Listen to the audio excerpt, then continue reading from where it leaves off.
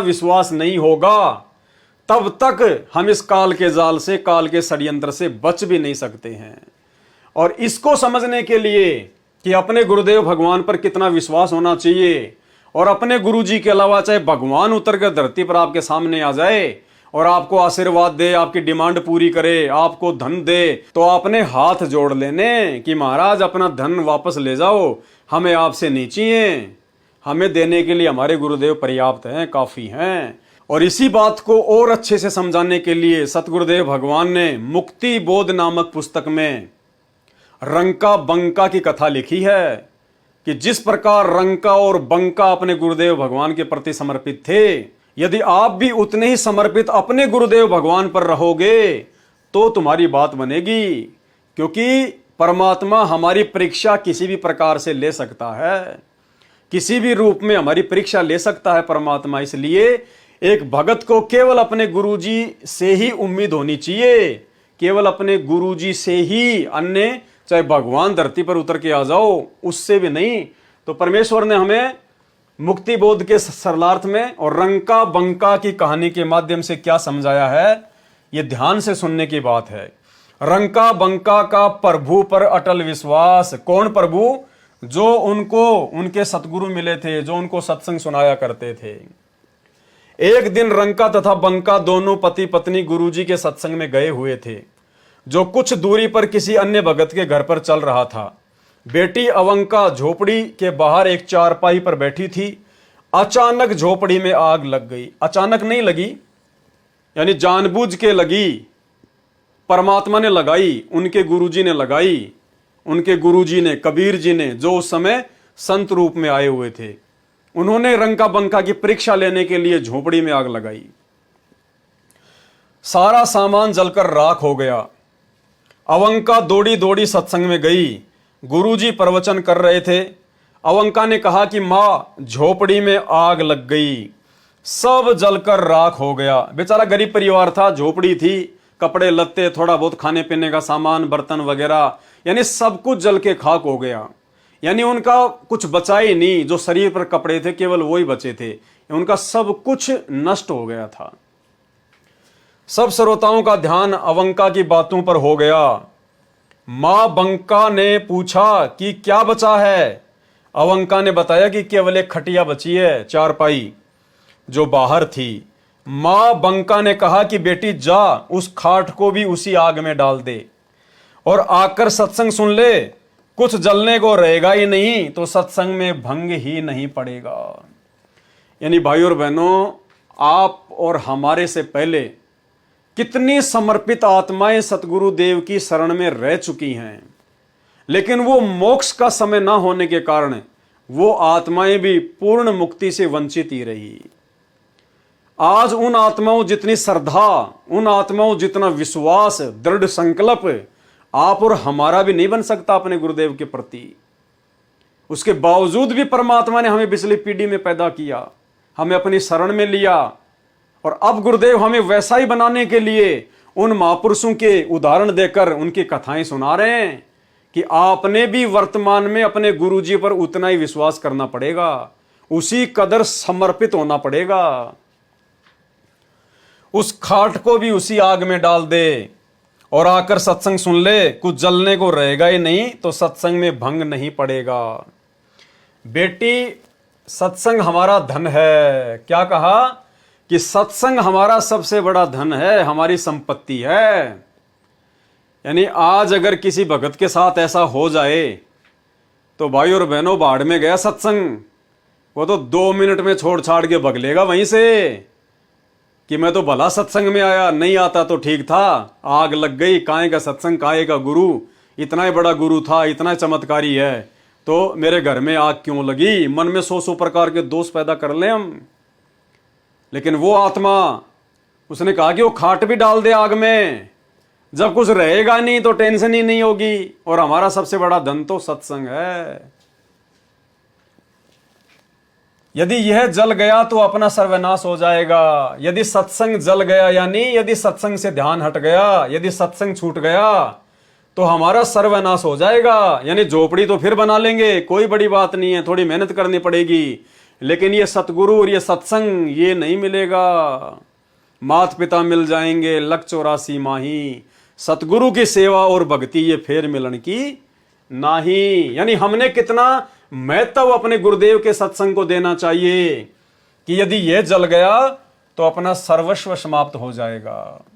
और गुरुदेव भगवान ने हिसार जेल से आने वाले ऑडियो में स्पष्ट तौर पर हमें निर्देशित किया है कि बच्चों, जब भी आप सत्संग सुनो तो यह समझकर सत्संग सुना करो कि गुरुजी सामने बैठकर सत्संग कर रहे हैं। सुनिए ऑडियो। आप सत्संग के दौरान बहुत एकाग्र चित्त से सुना करो। ये समझो कि गुरुजी सामने खड़े हैं, देख रहे हैं।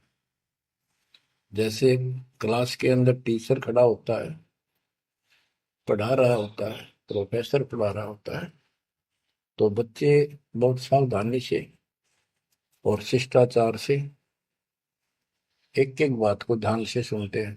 सत्संग हमारा धन है, यदि ये जल गया तो अपना सर्वनाश हो जाएगा। लड़की वापस गई और उस चारपाई को उठाया और उसी झोपड़ी की आग में डालकर आ गई और सत्संग में बैठ गई।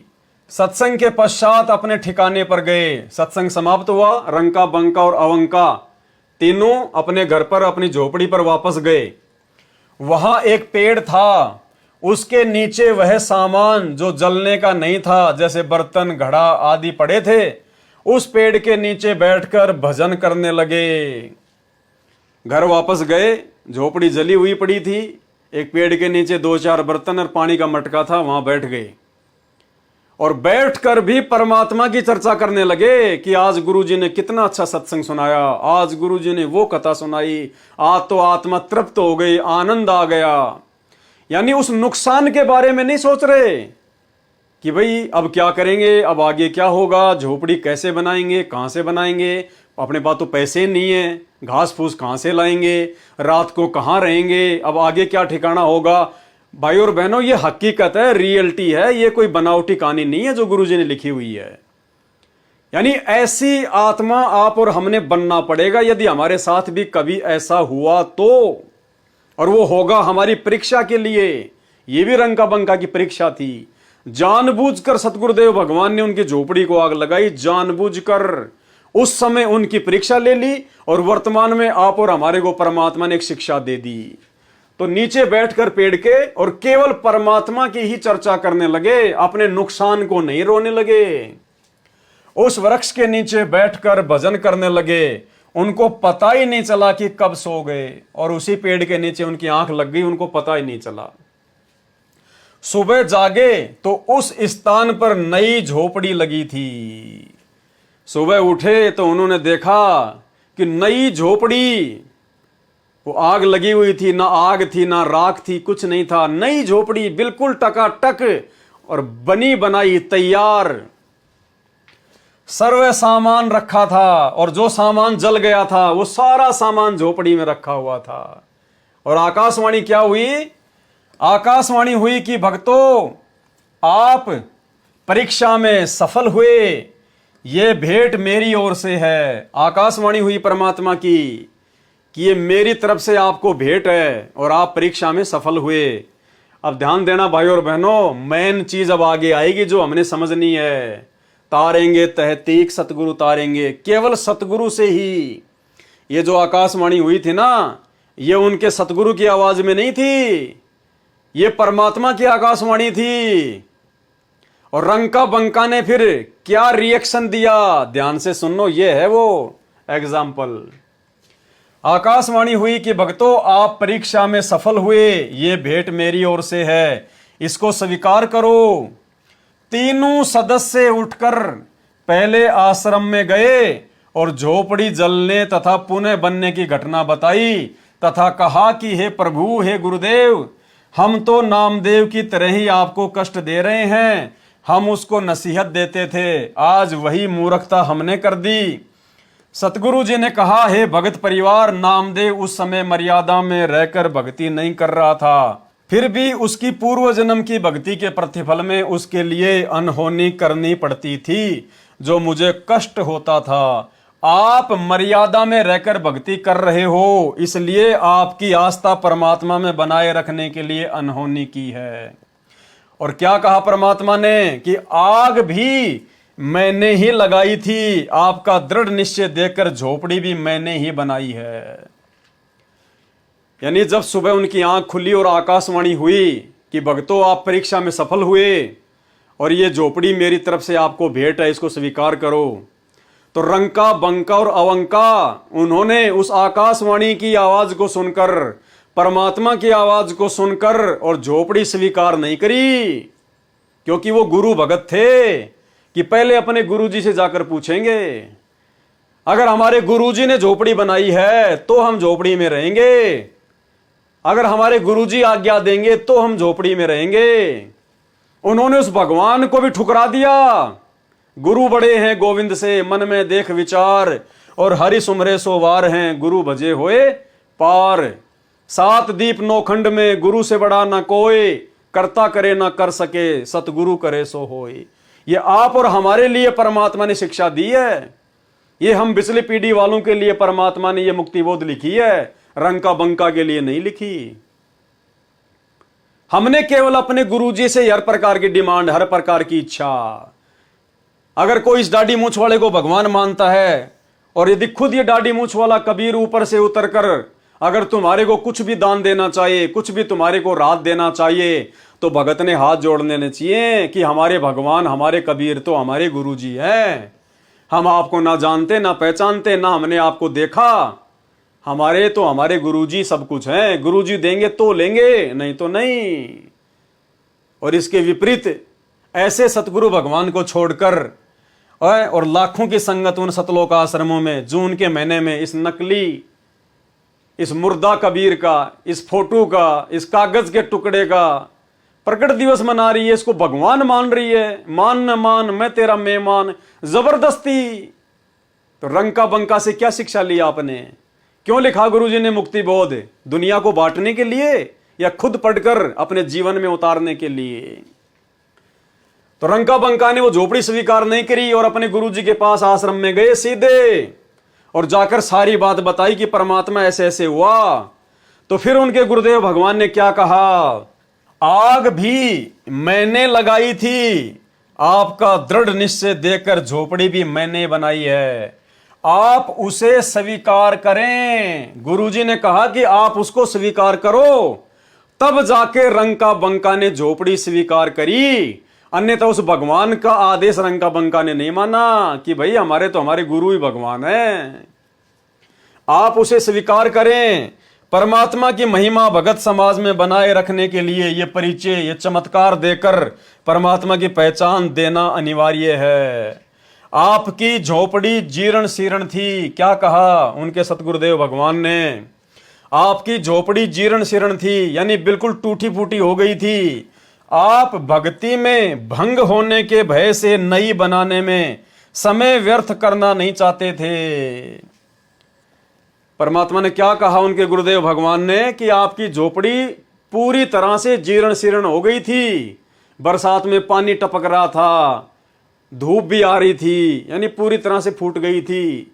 लेकिन आप ये सोचकर कि अगर नई झोपड़ी बनाएंगे समय लगेगा, मेहनत लगेगी और भक्ति में फालतू में भंग पड़ेगा, इतना समय बैठ के भगवान की भक्ति करें उससे फायदा है, ये सोचकर आप नई नहीं बना रहे थे, इसलिए भगवान को बनानी पड़ी। ये उन मायाधारी भक्तों के लिए परमात्मा एक संदेशा दे रहे हैं कि नालायकों शिक्षा लो रंका बंका से। तुम अपनी आवश्यकता से अधिक मकान पे मकान बनाए जा रहे हो। एक मंजिल बना लिया, दो मंजिल बना लिया, दो मियाँ बीबी, दो बच्चे, एक बच्चे, 3-4 मेंबर हो, और मकान बना लिए तुमने 3 मंजिल, 2 मंजिल है, और तुम्हारी भूख मिट नहीं रही, वहां प्लाट ले लिया, वहां प्लाट ले लिया। तो परमात्मा कह रहे तुम भक्ति कर रहे हो, ड्रामा कर रहे हो। अरे रंका बंका की तो झोपड़ी बिल्कुल टूट गई थी, उनको तो दूसरी जो है बनानी चाहिए थी, लेकिन उन्होंने इस डर से नई झोपड़ी भी नहीं बनाई कि कहीं भक्ति में बाधा ना हो, हमारा समय फालतू में बर्बाद होगा। ये एग्जाम्पल दे रहे हैं गुरुजी, आप और हमें समझा रहे हैं परमात्मा कि जैसे हो वैसे पड़े रहो, किराए के मकान में या खुद के मकान में। उसमें चार चांद लगाने की आवश्यकता नहीं है, उसमें टाइल मार्बल वगैरह उसको चमकाने की आवश्यकता नहीं है। भगवान भक्ति की चमक से प्रसन्न होता है, मर्यादाओं से प्रसन्न होता है, भक्ति करने से प्रसन्न होगा। ये टाइल मार्बल की चमक देख के भगवान प्रसन्न नहीं होता।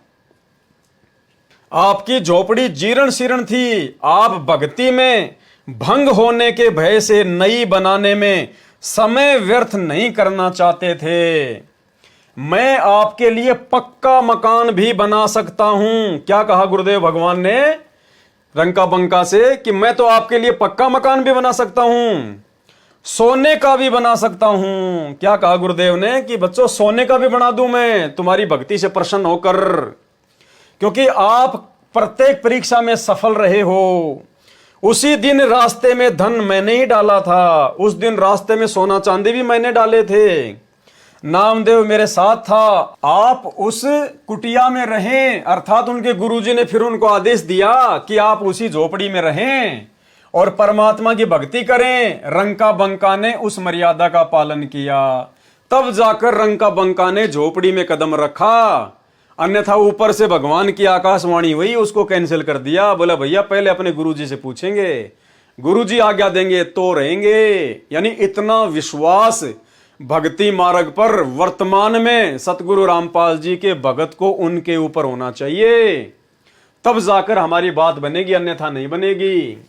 कबीर गुरु गोविंद दोनों खड़े किसके लागू पाए, बलिहारी गुरु अपना और गोविंद दियो बताए। और एक छोटा सा सत्संग सुनाते हैं आपको, जिसमें सतगुरु रामपाल जी भगवान कह रहे हैं कि अब हम गोविंद को महत्व नहीं देंगे। यानी भक्तों के लिए गोविंद कौन है, ये दाढ़ी मूंछ वाला कबीर। और सतगुरु रामपाल जी ने सत्संग में स्पष्ट कर दिया कि अब हम गुरु को ही महत्व देंगे, हम गोविंद को महत्व नहीं देंगे, हम इस कबीर को महत्व नहीं देंगे, क्योंकि ये कबीर है ही नहीं। कबीर तो आपके सामने आपका सतगुरु है। सुनिए सत्संग कि अब हम गोविंद को महत्व नहीं देंगे। तो जिस कारण से परमात्मा ने अपने आप को एक गुरु सतगुरु के रूप में ही अधिक पेश किया। यदि गुरु होते तो वो गुरु रूप में आए परमात्मा ही होते हैं। तो यहाँ परमात्मा इसलिए कह रहे हैं कि गुरु गोविंद दोनों खड़े और किसके लागू पाए, बलिहारी गुरु आपना जिन गोविंद जो मिलाए। यानी गुरु रूप में परमात्मा ही हो सकते हैं, और बाकी जो गुरु हैं वो तो अलग बात है। कोई मोटरसाइकिल चलाना सिखा देता वो उसका गुरु हो गया, कोई गाड़ी चलाना सिखा देता उसका गुरु हो गया, माताएं अपने बेटियों को रोटी पौना सिखा दी वह उनकी गुरु होगी। तो ये गुरु अलग हैं, और अध्यात्म जो गुरु है रियल में हमारा वो गुरु है। तो अध्यात्म ज्ञान यहाँ नहीं था, और जो सदग्रंथ थे उनको हमारे गुरु जो बने हुए थे यहाँ नकली, वो समझ नहीं सके। इसलिए परमात्मा स्वयं आते हैं और फिर वो कहते हैं कि गुरु गोविंद दोनों खड़े, अब किसके लागू पाए, बलिहारी गुरु आपना जिन गोविंदियों मिलाए। तो वो कहते हैं गुरु को, गोविंद को छोड़कर हम गुरु को ही महत्व देंगे। तो गुरु परमात्मा ही हो सकते हैं। और एक सत्संग दास आपको बार बार सुनाता ही है परमात्मा को, जिस वाणी का गुरुदेव ने जिक्र किया है, कबीर गुरु गोविंद दोनों खड़े किसके लागू पाए और बलिहारी गुरु अपना गोविंदियों मिलाए। यानी गुरुदेव भगवान ने कहा है कि जब तुम त्रिकुटी पर जाओगे और वहां यदि एक तरफ तो ये दास खड़ा है, कौन, हमारे गुरुदेव भगवान, और दूसरी तरफ यदि ये कबीर आ जाए दाढ़ी मूंछ वाला, यानी हमारे गुरुदेव सतगुरु रामपाल जी, और जिससे आप लोग अपना भगवान मानते हो आश्रम वाले, ये कबीर यदि दाढ़ी मूंछ वाला वहां गुरु जी के बराबर में आके खड़ा हो जाए त्रिकुटी पर, तो करें सबसे पहले आप किसको दंडवत करोगे, किसके पांव छुओगे। तो सतगुरु रामपाल जी परमेश्वर जी ने बताया कि बलिहारी गुरु अपना, अपने ही गुरु जी को दंडवत करना, अपने ही गुरु जी के पैरों में पड़ना। अगर उधर झांक भी लिए किसकी तरफ, इस कबीर की तरफ, यदि ये दाढ़ी मूंछ वाला आ भी जाए, परमात्मा परीक्षा लेगा। सतगुरु रामपाल जी स्वयं ही रूप बनाएंगे दूसरा परीक्षा लेने के लिए। तो गुरुदेव कह रहे हैं कि अपने गुरु जी के अलावा इस दाढ़ी मूंछ वाले कबीर की तरफ आपने झांकना भी नहीं है, देखना भी नहीं है। दंडोत करना तो बहुत दूर की बात है। अगर आपने उधर झांक भी लिया, उसकी तरफ देख भी लिया अपने गुरु जी के अलावा, तो उसी समय नीचे पटक दिए जाओगे। और आगे गुरुदेव कह रहे हैं कि यहां भी ऐसा ही होगा। यहां मतलब वर्तमान में हम जो भक्ति कर रहे हैं, यहां भी हमने ऐसा ही बर्ताव करना है। इसलिए तो हम सत्सेवकों ने इस दाढ़ी मूंछ वाली फोटो को घर से ही बाहर कर दिया। ना रहेगा बांस और ना बजेगी बांसुरी, सुनिए सत्संग। गुरु और गोविंद दोनों खड़े हैं। वहां मान लीजिए परमात्मा दोनों रूप बना के खड़ा हो जा, एक दास का रूप और दूसरा अपना ओरिजिनल रूप।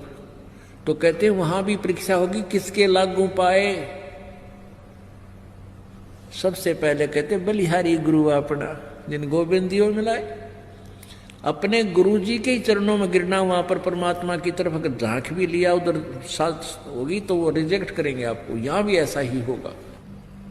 तो वहां गुरु जी के ही चरणों में समर्पित होना है, तो भगवान प्रसन्न। कबीर गुरु गोविंद दोनों खड़े, किसके लागू पाए। बलिहारी गुरु अपना, जिन गोविंद दियो बताए। आकाशवाणी को परमात्मा की आज्ञा माना। उस आकाशवाणी को रंका बंका ने परमात्मा की आज्ञा माना, परंतु गुरु जी के पास आकर गुरु जी की क्या आज्ञा है, यह गुरु पर बलिहारी होना है। आकाशवाणी को तो परमात्मा की आवाज मान ली, लेकिन गुरु जी की क्या आज्ञा है। अगर गुरु जी कहेंगे बेटा रह तो रहेंगे, अगर गुरु जी कहेंगे कि बेटा झोपड़ी में नहीं रहना, तो भगवान चाहे लाख आकाशवाणी करे, नहीं रहना। इसको कहते हैं गुरु जी पर बलिहारी होना। गुरु की आज्ञा का पालन करके यहां भी परीक्षा में खरे उतरे। उस गांव के व्यक्तियों ने भगत रंका की कुटियां जलती तथा जलकर राख हुई देखी थी। सुबह नई और बड़ी, जिसमें 2 कमरे थे, बनी देखी तो पूरा गांव देखने आया। आसपास के क्षेत्र के स्त्री पुरुष भी देखने आए।